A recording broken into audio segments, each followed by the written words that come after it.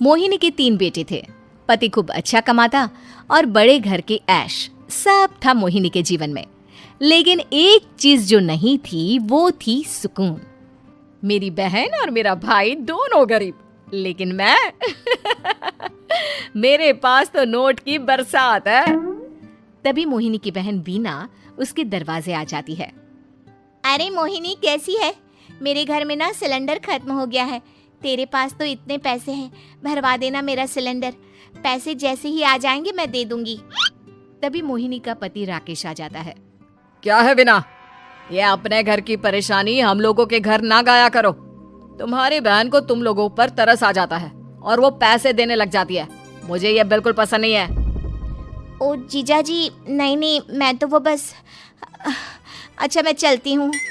बीना वहां से चली जाती है। उसके जाने के बाद अच्छा किया जो आपने सुना दिया। अरे न जाने क्या सोचकर मेरे घर आ जाती है कि जैसे यहाँ तो भंडारा भरा है। अरे कितना तो दे दिया। अच्छा जी, जरा 1000 तो देना। वो विन्नी दीदी है ना, उनके घर जा रही हूँ। उनका पोता हुआ है तो मुंह दिखाई दे दूंगी। हाँ, उन लोगों के आगे तो शो ऑफ किया करो। वो खुद को बड़ा अमीर शो करते हैं ना, दिखा दे कि तू भी किसी से कम नहीं है। हाँ जी, इसी के लिए तो जा रही हूँ। मोहिनी तैयार होकर अपनी बुआ की बेटी के घर जाती है, जहाँ उसके पोते का कार्यक्रम चल रहा होता है। वहाँ वीना भी आई होती है। अरे वीना, क्या जरूरत थी यहाँ आने की? तेरे घर पर गैस नहीं है तो वो भरा लेती। क्या करूं मोहिनी, बुआ को बुरा लग जाता नहीं जाती तो। वैसे मेरे पास एक जोड़ा बच्चे का कपड़ा रखा था, वही अपनी चांदी के पायल के साथ देने जा रही हूँ। घर पर गैस थी नहीं, सोचा परिवार यहीं खाना खा लेगा, बाकी सुबह का सुबह देखा जाएगा। मोहिनी को बहन पर दया आ जाती है। वो पर्स से 1000 रुपए निकाल कर दे देती है। ले बिना, लेकिन पैसे वापस कर देना, तेरे जीजाजी हिसाब लेते हैं। मोहिनी भी क्या करती, गरीबी में बहन का सहारा ही उसके जीवन जीने का आधार था। फिर एक रोज, सुनिए, भाई के घर बेटी हुई है, मुझे माँ के पास जाना होगा। अरे उस घर में ना कूलर है ना एसी, कैसे रहोगी तुम? हाँ, वही सोच रही हूँ कि अकेली जाऊं, बच्चों को साथ ना ले जाऊं। चली जाओ, लेकिन ये जो तुम अपने गरीब परिवार से मिलने चली जाती हो ना, मुझे बिल्कुल अच्छा नहीं लगता। पता नहीं मैं भी कैसे मैनेज करती हूँ, लेकिन क्या करूँ। मोहिनी भाई भाभी के घर आती है। मोहिनी, कैसे आना हुआ? तू यहाँ हम लोगों के घर रह लेगी या फिर किसी होटल में रहेगी? क्या हो गया है माँ? मोहिनी को क्यों ऐसे बोल रहे हैं आप? अरे तू नहीं जानती अपनी ननद को, पैसे वाली है ना, तो ऐड कुछ ज्यादा ही है। मोहिनी को माँ की बात का बुरा नहीं लगता है, क्योंकि उसे पता ही नहीं चलता कि माँ उसे जली कटी सुना रही है। वो भाभी की बच्ची के साथ लेन देन करती है और वहाँ से चली जाती है। उसके जाने के बाद, माँ क्यों आप मोहिनी को इतनी सारी बातें सुनाती हो? भाई का बेटा बोल पड़ता है। माँ, क्योंकि दादी जानती है कि बुआ के अंदर घमंड है। सही बोल रहा है मोहन, बहू भले तुझे ना दिखता हो, लेकिन मुझे और मोहन को दिखता है कि वो कितनी घमंडी है। मोहिनी मायके आती है, जहाँ गरीबी के कारण चीजें कम होती हैं।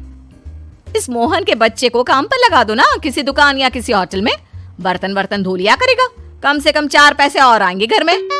देख मोहिनी, माना तेरे पास पैसा है, लेकिन तेरे भाई के दिन इतने भी बुरे नहीं चल रहे कि वो अपने बच्चे की पढ़ाई रुकवा कर उससे बर्तन धुलवाए। मोहन माँ की ओर देखता है, जैसे आंखों से बोल रहा हो, देख लिया बुआ का हाल। हाँ मोहिनी, बात तो सही है, लेकिन अभी मोहन को पढ़ना है। आखिर तुम भी तो अपने दोनों बेटों को पढ़ा रही हो ना।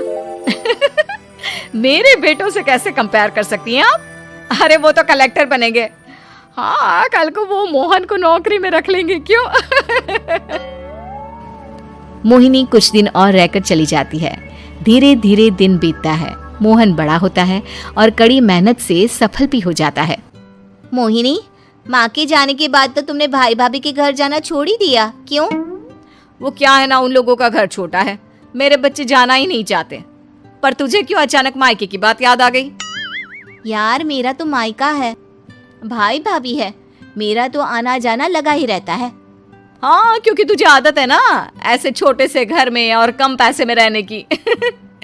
वैसे क्या खबर है आजकल मायके की अपने? अब वो घर छोटा और कम पैसे का नहीं रहा, क्योंकि मोहन तो बहुत बड़ा आदमी बन गया है। फिर क्या? मोहिनी भाभी को फोन करती है। मोहन किसी बड़ी कंपनी का मैनेजर हो गया है क्या भाभी? क्या ये सच है? हाँ मोहिनी दीदी, अब तो हम लोगों के गरीबी के दिन कट गए। आपके भाई ने कोई अच्छे कर्म किए होंगे जो हम लोगों का बेटा इतना अच्छा कमा रहा है।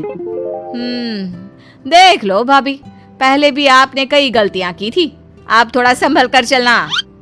भाभी को मोहिनी की बात समझ में नहीं आती कि वो क्या कहना चाहती है। फिर एक दिन वीना मोहिनी से कहती है, मोहिनी, हमारा भतीजा मोहन अच्छा कमा रहा है, क्यों ना मैं अपने बेटे की नौकरी के लिए उससे बात करूं। अरे बुआ का बेटा है, ये सोचकर मदद तो करेगा ना। हाँ हाँ, क्यों नहीं करेगा, उसके बुरे दिन में तो हम भी खड़े थे।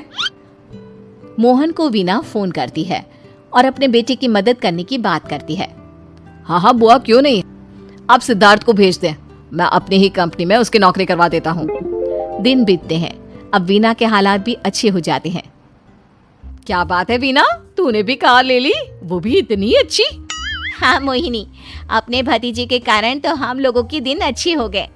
उसने सिद्धार्थ की नौकरी लगवा दी है, वो भी शानदार।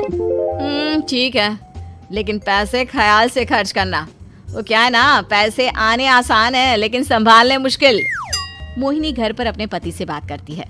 देखो ना, सबके पास पैसे हैं, एक वक्त था जब मैं ही अमीर हुआ करती थी।